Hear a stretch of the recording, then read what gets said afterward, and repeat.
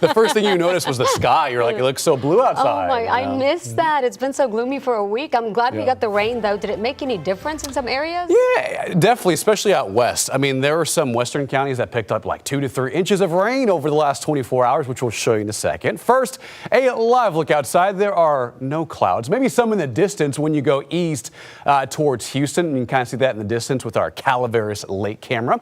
But here's the productivity. I mean, San Antonio in our western region saw some pretty good rain. San Antonio, not so much. The airport, maybe 1/10 of an inch of rain. Downtown, 0.17. Castle Hills, 0.15. Alamo Ranch, about 1/2 an inch.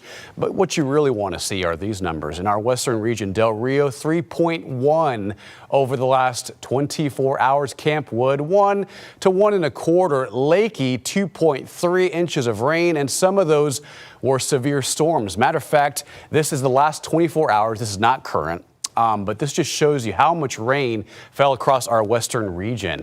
And some of those, again, were severe, producing some lightning. Now the radar less active. However, you move into the Houston area, probably near like Brenham and Conroe, towards the Woodlands. You can kind of see that severe warning now in effect for northern Houston right now. And this does stretch up the I-45 corridor into parts of East Texas. But now we're on the dry side here in San Antonio. And what this is going to lead to is clear conditions and even some colder air tomorrow morning. We'll show you that in a second. But first, here are the rain and also storm reports. A lot of it were hail reports, where, by the way, one storm spotter in Lakey and near there in Camp Wood picked up on 4 to 4.5 inch softball size hail. On top of that, a tornado was confirmed in rural areas of western Kinney County yesterday afternoon. Now temperatures are pretty mild, 78 out the door, near 80 in some spots near Carrizo Springs, Cotulla, near, let's say, Laredo and Del Rio. Winds are a little breezy for the next few hours, so just keep that in mind if you're going out for any lunch plans or evening plans. Anywhere from 15 to 25 miles per hour on those occasional gusts. Temperatures today reaching the lower 80s under sunny skies and a little breezy with those west winds gusting. For today, the severe threats east, and you can kind of see that on future radar on the far right side of your screen. But breezy conditions, and watch what happens tomorrow morning.